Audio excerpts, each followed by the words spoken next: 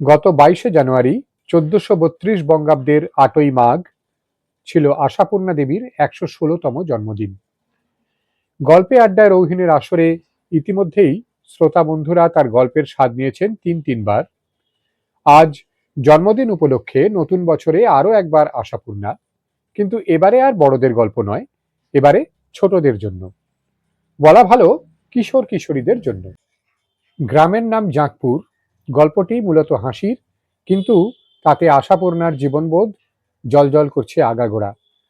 অনবদ্য বাচনভঙ্গিতে আকর্ষণীয় এই গল্পটি পাঠ করছি নির্মল বুক এজেন্সি প্রকাশিত আশাপূর্ণা দেবীর 50টি কিশোর গল্প বইটি থেকে।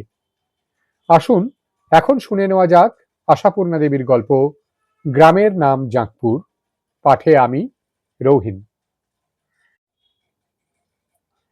ভোর হয়েছে কি হয়নি, গাছের পাখিরা ডেকেছে কি ডাকবো ডাকবো ভাবছে, শোবার ঘর থেকে বেরিয়ে এলেন বড়কর্তা। বাঘ মুখো রূপ বাঁধানো ছড়িখানা শূন্যে নাচাতে নাচাতে বেরিয়েই গর্জন করে উঠলেন, এই কে আছিস? বড়কর্তার পরনে ফর্সা ধবধবে কাঁচি ধুতি, গায়ে ফর্সা ধবধবে মেরজাই। ধুতির ফুলকোঁচার আগাটা মেরজাইয়ের বাঁ পকেটে গোজা। রাতে ঘুমানোর দরুন ধুতির পাট একটু লাট খেয়ে গেছে। বড়কর্তা তার কলকাতার বাড়িতে সকালবেলায় এমন সাজে ঘর থেকে বেরোচ্ছেন, এ দৃশ্য ভাবাই যায় না। মানে এমন সাজ করেনি না, সেখানকার স্টাইলই আলাদা। তবে বড়কর্তার মতে দেশের বাড়িতে যখন এসেছেন, পূর্বপুরুষদের তৈরি চক মিলানো বিশাল অট্টালিকার গেট খুলিয়ে ঢুকেছেন এবং এতদিনের বন্ধ বাড়ির শখানেক জানলা দরজা খুলিয়ে পুরনো চেহারাখানা বার করে ফেলেছেন, তখন এখানে চাই পুরনো স্টাইল, বাপ জ্যাঠার সাজসজ্জা, আচার আচরণ। জাঁকপুরের বাবুরা এই ধরনের সাজ আর এই রকম হাঁক ডাকেই অভ্যস্ত ছিলেন। তা বড়কর্তা ভুলে তো আর যাননি সেসব। চোখের সামনে ছবি হয়ে আছে সেই শৈশব বাল্যের দিনগুলি। তাছাড়া মনের মধ্যে সে তো আছে খোদাই হয়ে। বাবুদের বাড়ি মানেই জমিদার বাড়ি।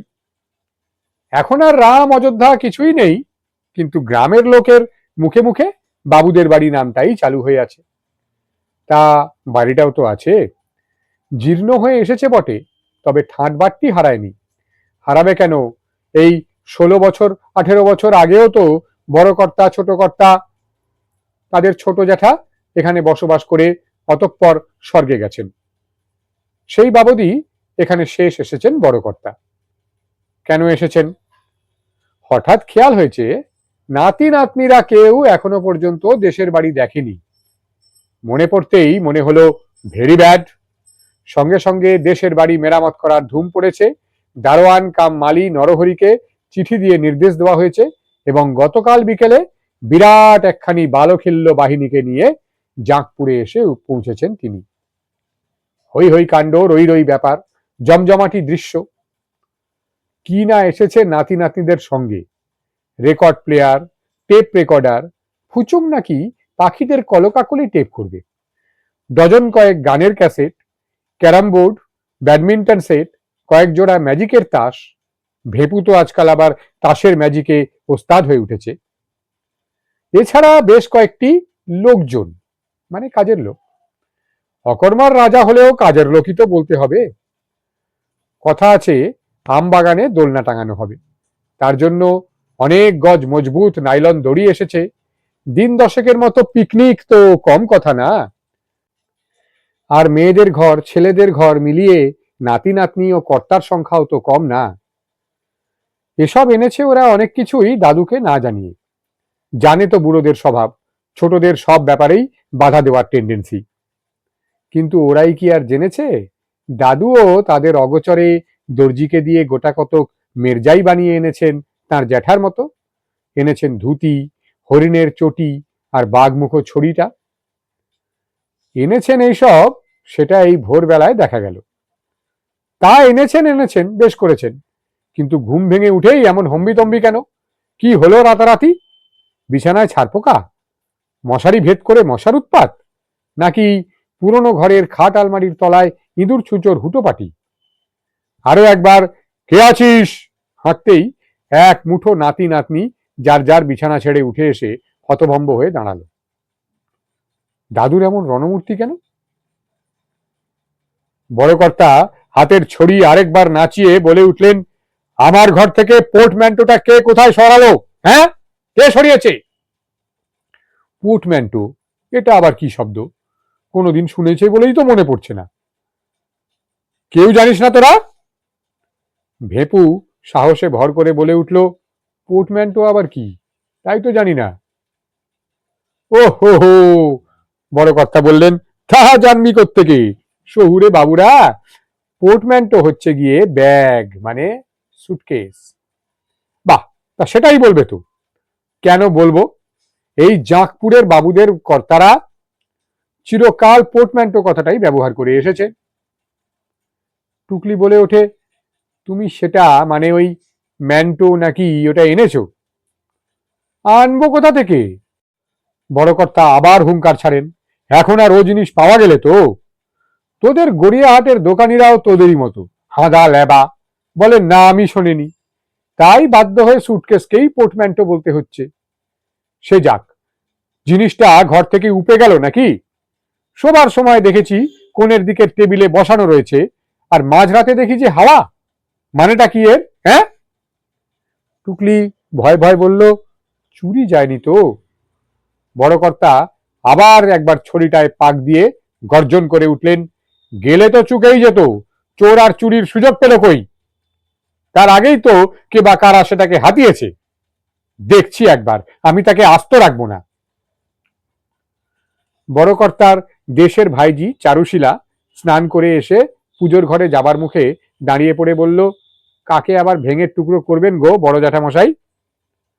বড় কর্তা রুদ্র মূর্তিতে বললেন, এক ধার থেকে সব্বাইকে বলি, রাতারাতি আমার পোর্টম্যান্টোটা কোথায় উধাও হয়ে গেল শুনতে পাই? চারুশীলা বলল, কোথায় আবার যাবে, আমি এ ঘরে এনে তুলে রেখেছি। আপনার তো 4টে দরজা হুটপাট করে খোলা শোয়া অভ্যাস, কে কখন ঢুকে পড়ে চক্ষুদান করে বসে ঠিক কি?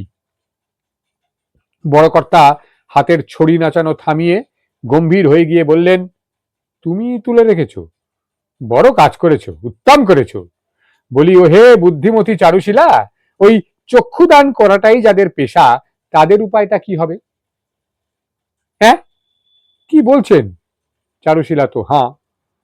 বলছি, কোনো বেটা চোর যদি জাঁকপুরের বাবুদের বড় কর্তার ঘরে ঢুকে কিছু হাতাতে এসে শুধু ইঁদুরে কাটা গদির তুলো হাতড়ে মরে, তাতে বড় কর্তার খুব মান বাড়ে, প্রেস্টিজ থাকে? ইঁদুরে কাটা গদির তুলো হাতড়াচ্ছিল কে? হ্যাঁ? দাদুর সঙ্গে এক ঝাঁক ছেলে মেয়ের গলা, কে দাদু? হ্যাঁ, কে? কে? কপালে তো আর নাম লেখার টিকিট সেটে আসেনি মানিক, যে আমি বুঝবো কে। আমিও তো তাই হাঁক পারলুম, কে রে? তো মিনমিন করে কে যেন বলল, আগে কেউ না। বোঝো ব্যাপার, পুরনো বাড়ি, কত কত প্রেতাত্মা আনাচে কানাচে বসবাস করছে কে জানে। ফস করে বালিশের তলা থেকে টর্চটা বার করে জেলে দেখি এক বেটা লুঙ্গি গেঞ্জি পরা, হাড়গিলে চেহারার মূর্তিমান, মাথার কাছে দাঁড়িয়ে, হাতে এক মুঠো ছেঁড়া তুলো। তুলো? তুলো কেন দাদু? তুলো চুরি করতে এসেছিল? বড় কর্তা রেগে বলেন, হ্যাঁ আমিও তাই জিজ্ঞাসা করেছিলাম, তুলো কি হবে রে বেটা? পাজিটা বলে কিনা, আগে তুলো আর কি হবে, চাবির খোঁজে গদির তলা হাতড়াচ্ছি আর মুঠো ভর্তি ছেঁড়া তুলো উঠে আসছে, বলিহারি কাণ্ড, চোর ঠকানোর ফন্দি বটে। শুনেছি শ্বাসপর্দার কথা। বললাম, বলি মতলবটা কি? বলে কিনা, মতলব তো মহতি ছিল, তা এসে দেখছি খেটে মরাই সার। কবে থেকে গাওনা বাজনা শুনছি, বাবুদের ঘর সারানো হচ্ছে, বড় কর্তা আসছেন, 3খানা মোটর গাড়ি বোঝাই মাল আর মানুষ আসছে। তো বলি, ভগবান বুঝি এতদিনে দিন দিল। তা হরে কেষ্ট, জাঁকপুরের বড় কর্তার ঘর উল্টে লবডঙ্কা, শেষমেশ গদি ছেঁড়া তুলো। বোধ চারু, পায়ের রক্ত মাথায় চড়ে কিনা, গর্জে বললাম, বদমাস শয়তান, চুরি করতে এসেছিস চুরি করবি, মিথ্যে বদনাম দিবি কি জন্য? ওই দেয়ালের ওখানে টেবিলের উপর একখানা পোর্টম্যান্টো বসানো নেই? নিয়ে আয় এদিকে, নগদ 1000-2-3 আছে, ইচ্ছে হয় নিয়ে যা। দাঁত বার করে বলে কিনা, কর্তা বুঝি ঘুমের ঘরে পোর্টম্যান্টোর স্বপ্ন দেখতেছিলেন? 1,000-2,3 টাকা, ওরে বাপরে! হ্যাঁ, ছিল বটে আগের কালের কর্তাদের। ঠাকুরদার কাছে গপ্প শুনেছি, মানে এই বংশীবদনের তো 3 পুরুষে এই একই পেশা। তা ঠাকুরদারা মুখে কালিঝুলি মাখতো, গায়ে পেছলা করে তেল মাখতো। এখন আর অত সব কিছু লাগে না।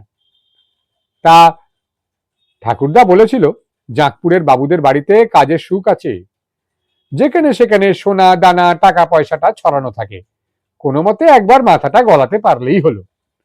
আর এখন বেটা মূলো দাঁত বিছিয়ে কিনা বলে, এখনকার বাবুরা হচ্ছেন ঢুডু কোম্পানি। বড় কর্তার ঘরে ঢুকে হাতের মুঠোয় উঠে এলো শুধু এক মুঠো গদি ছেঁড়া তুলো।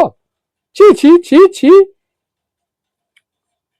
বড় কর্তা আবার শূন্যে ছড়ি আস্ফালন করে বললেন, বল বল তোরা, এত হেনস্থায় মেজাজ ঠিক রাখা যায়? চড়চড়িয়ে প্রেসার বেড়ে যাবে না?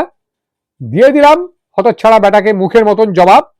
ভাগ্যিস আংটিটা আঙুলে ছিল, চারুশিলাবালা সেটিও আঙুল থেকে খুলে তুলে রাখতে পারেনি আর কি, জ্যাঠামশাইয়ের ঘরের দরজা খোলা থাকে বলে।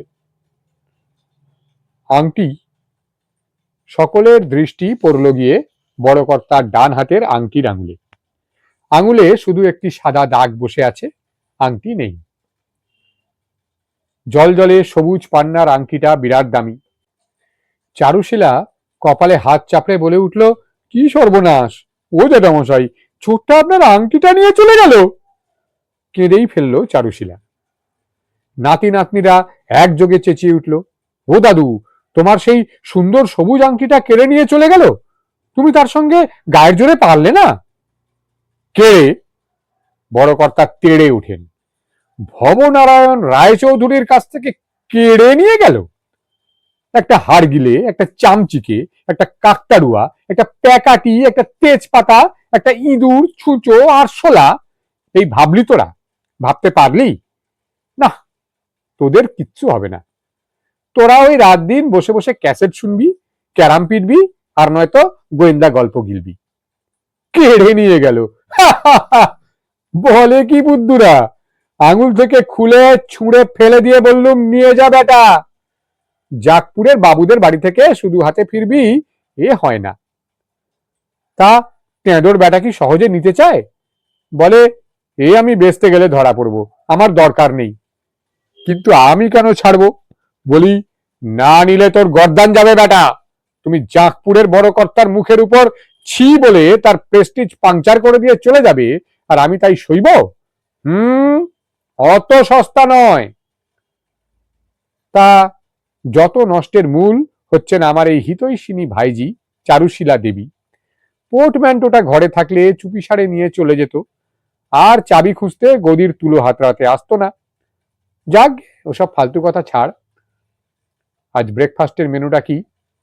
ব্রেকফাস্টের মেনুটা কি হে ফুচাং? যারা সব কাজের লোকটোক সঙ্গে এসেছিল তারা এখনো নাকে তেল দিয়ে ঘুমোচ্ছে বুঝি? কোথায় তারা? এই, কে আছিস? কলকাতার বাড়িতে ভবনারায়ণ রায়চৌধুরী কখনো এভাবে এই কে আছিস বলে লোকজনকে ডাকেন না। যার যা নাম তাকে তাই বলেই ডাক দেন। এ ভাবটা হচ্ছে জমিদার বাবুদের বাড়ির পেটেন্ট, যাতে একটি হাঁকে 10 দিক থেকে 10 জন লোক ছুটে আসে। এখন সকাল, রৌদ্র চড়ে উঠেছে, গাছের মাথায় মাথায় রোদ। এখন আর আংটির শোক নিয়ে মাথা ঘামাচ্ছে না নাতি নাতনিরা। তারা গ্রামীণ ব্রেকফাস্ট, মুড়ি, নারকেল, কচি শশা, ফুলুরি আর গরম জিলিপি নিয়ে বসেছে এবং তাড়িয়ে খেতে খেতে তারস্বরে মন্তব্য করছে, এমন ফার্স্ট ক্লাস সেরা খাদ্য থাকতে কি দুঃখে মানুষ দিনের পর দিন সকালবেলা একঘেয়ে টোস্ট, মাখন, ডিম আর কলা নিয়ে বসে। ছি! ওদিকে মনের দুঃখ ঝেড়ে ফেলে চারুশীলাও কলকাতা থেকে আসা রান্নার লোক মলয় কুমারকে নিয়ে রান্নার ব্যাপার বোঝাতে বসেছে। বড় কর্তা বললেন, তোদের খাওয়া হলে চল, তোদের একবার সারা বাড়িটা চোর কুঠুরি থেকে চিলে কোঠা পর্যন্ত দেখিয়ে আনি। কালকে তো আসতে না আসতেই সন্ধে হয়ে গেল। দেখিয়ে দেব ছোটবেলায় আমরা কোথায় খেলতাম, বাবা, জ্যাঠামশাই, ঠাকুরদা, ঠাকুমা কে কোন ঘরে থাকতেন, কোথায় বসে বাড়ির মজলিস করতেন সবাই। চুমকি বলে উঠল, সব তোমার মনে আছে দাদু? মনে নেই বলিস কি? ছবির মতো সব চোখে ভাসছে। তা এত যদি ভালোবাসা তো 7 জন্মে আসো না কেন শুনি, কলকাতাতেই পড়ে থাকো কেন? বড় কর্তা একটু গম্ভীর হাসি হেসে বলেন, সে আর তোকে বোঝাই কি করে, আসলে কি জানিস? কিন্তু ওই আসলটা আর জানা হয় না চুমকি। মূর্তিমান নরহরি ছন্দপতনের মতন এসে দাঁড়ায়। তার পিছনে পিচ মোড়া করে বাঁধা একটা রোগা কালো দাঁতল হাড়গিলে লোক। কর্তা, নরহরি তেজি গলায় বলে, বেটাকে ধরে ফেলেছি। দেউড়ির ধারে ঘুরঘুর করছিল, বোধহয় শুধু আংটিটায় আশা মেটেনি, আরো কিছুর মতলবে। নরহরির দাপট থামিয়ে দিয়ে হাড়গিলে খ্যাঁকিয়ে ওঠে, এই বেশি বাহাদুরি দেখাতে এসোনি নরহরি পাল, ধরেছি মানেটা কি? আমি তো নিজেই আসতেছিলাম কর্তার কাছে, তুমি শুধু মুধু গামছা পাকিয়ে বাঁধতে বসলে। তা বাঁধো, বই গেল আমার। কর্তা, আপনার আংটিতে আমার কাজ নেই, আপনি ফেরত নেন। এই নরহরি পাল, হয় আমার বাঁধন খুলে দাও, নচেত আমার ট্যাঁক থেকে ওই আংটিটা বার করো। আচ্ছা ঝকমারি বাবুদের বাড়ি চুরি করতে এসে। শোনা মাত্র বড় কর্তার আবার প্রেসার চলে যায়। তার মানে ঝকমারিটা কিসের? হ্যাঁ, আগে আংটির মধ্যে নাম খোদাই করে রেখে হতভাগা বংশীকে দাতব্যি করা? বলি, বংশী হতভাগা কি ওই আংটি আঙুলে গলিয়ে বাহার দিয়ে বেড়াবে? বেচেই তো খাবে, তা বেচতে গেলে জমে ধরবে না? এই তো সকালবেলায় বিরিঞ্চি শেখরার ঘরে গিয়ে শুধলাম, পাথর ছাড়া সোনাটুকুর কত দাম হবে খুড়ো। তা দেখা মাত্র একেবারে ক্যাঁক করে ধরলো, এ জিনিস কোথায় পেলি রে? তো কর্তামশাই দান করে দিয়েছেন বলায় কি হাসি। বলে, কি একখানা সৎ ব্রাহ্মণ পেলেন রে তোকে কর্তাবাবু, যে তোকে আংটি দান করেছেন। চল তো পুলিশে। বংশীর শরীরটা নাড়িয়ে চাড়িয়ে বেজার গলায় বলে, তবে ঝকমারি আর কারে কয়? নরহরি পাল, বাঁধনটা খোলো তো, বারবার বলতে ভালো লাগে না। চোর বংশীর গলার জোর হুকুমে দারোয়ান কাম মালি নরহরি ওর বাঁধনটা খুলে দেয়। বংশী ট্যাঁক থেকে কাগজে মোড়া আংটিটা ঠক করে বড় কর্তার পায়ের কাছে নামিয়ে দিয়ে বলে, এবারে আমারে রেহাই দেন, খুব শিক্ষে হয়েছে। কিন্তু রেহাই কে দেবে? বড় কর্তা তো ততক্ষণে ফায়ার। চেঁচিয়ে বলে ওঠেন, হতভাগা বেয়াদব, খুব যে সাহস দেখছি! জাঁকপুরের সর্বনারায়ণ রায়চৌধুরীর নাতি নরনারায়ণ রায়চৌধুরীর ছেলে ভবনারায়ণ রায়চৌধুরীর দেওয়া জিনিস ফিরিয়ে নেবে? উঠিয়ে নিয়ে যা বলছি। বংশী করজোরে বলে, মাফ করবেন কর্তা, উঠিয়ে নিয়ে যেতে পারবো না। মাফ করব? আয় বদমাস, তোকে এই ছড়ি দিয়ে মাফ করি, আয়। ছড়ি উঠাবার আগেই বংশী হাউমাউ করে কেঁদে ওঠে এবং সেই শব্দে বাড়ির সকলে ছুটে আসে। ব্যাপার দেখে সবাই তাজ্জব।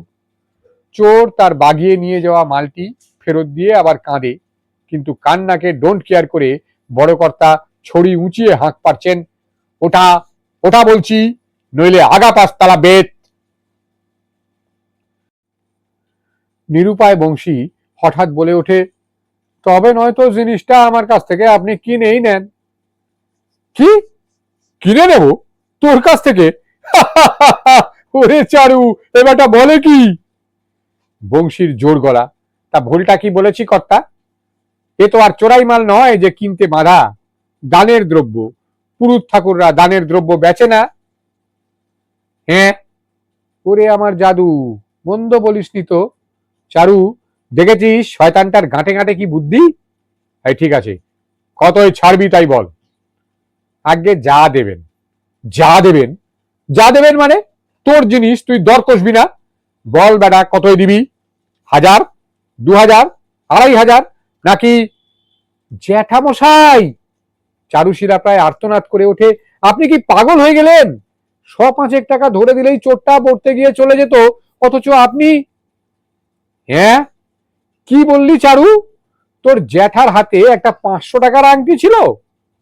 আহা, তা কেন? মানে? মানে ফানে রাখ, নিয়ে আয় আমার পোর্টম্যান্টো। পোর্টম্যান্টো আসে, ভবনারায়ণ সেটা খুলে ব্যাগ বার করেন। নগদ 2500ই ছিল। বার করে এগিয়ে ধরেন, যা বেটা নিয়ে যা। চোরের নাতি, চোরের পুতিস, চোরের বেটা চোর, যা বিদায় হ। তবে বলে রাখছি, এই থেকে কিছু খরচা করে একটু ভালো মন্দ খা। আয়নার সামনে নিজেকে দেখেছিস কখনো লক্ষ্মী ছাড়া? বংশী সাষ্টাঙ্গে একটা প্রণাম করে দে দৌড়। বড় কর্তা ওর দৌড়ের ধরন দেখে হাসির চোটে আকাশ ফাটান। দেখেছিস ফুচুং, টুকাই, বলন, ঘেচু, লোকটা কি বোকা, কতটা লোকসান খেলো তবু কি আহ্লাদ। হিংসে জ্বলতে জ্বলতে নরহরি বলে, লোকসানটা ওর কি হলো বড়বাবু? হলো না, ধর কাল রাত্রিরে যদি তোদের পিসিমা পোর্টম্যান্টোটা সরিয়ে না রাখতো, সব শুদ্ধই টুপ করে তুলে নিয়ে ভাগতে পারতো বেটা চোরের জামাই চোর। টাকা ছাড়াও কম জিনিস আছে ওতে, দামি দামি জামা কাপড়, দামি দামি বই, যাক লাভটা আমারই হলো। চারুশীলা হঠাৎ ধিপ করে একটা পেন নাম ঠুকে বলে, জ্যাঠামশাই বুঝতে পারছি না আপনি পাগল না খ্যাপা। বড় কর্তা ভুরু কুঁচকে বলেন, পাগল খ্যাপা এসব ভাবতে না গিয়ে ভাবতে পারলি না চারু, এই লোকটা হচ্ছে জাঁকপুরের রায়চৌধুরীদের বংশধর। ওরে চারু, নাতি নাতনিদের শুধু এই 3 মহলা বাড়িখানা দেখালেই হবে? বাড়ির কর্তারা কেমন ছিল তার একটু নমুনা দেখানো দরকার কিনা? বুঝলি ঘেঁচু, টুকাই, ঘন্টু, জাঁকপুরের বাবুরা এরকমই ছিলেন। পাগল বলিস পাগল, খ্যাপা বলিস খ্যাপা। এতক্ষণ শুনছিলেন কিশোর কিশোরীদের গল্প গ্রামের নাম জাঁকপুর, আমার পাঠে। লিখেছেন আশাপূর্ণা দেবী। তার 116তম জন্মদিনের শ্রদ্ধার্ঘ্য হিসেবে এই গল্পটি আপনাদের কেমন লাগলো জানানোর জন্য খোলা আছে মন্তব্যের বাক্স। ভালো লেগে থাকলে একটা লাইক আর কিছু শেয়ারের জন্য অনুরোধ থাকছে যথাবিহিত। চ্যানেলের নিয়মিত আপডেট পেতে থাকছে সাবস্ক্রিপশনের আমন্ত্রণও। ভালো থাকুন সবাই, গল্পে, আড্ডায়, ভাবনায়, চেতনায় থাকুন। দেখা হবে শিগগিরই। আজ আসি,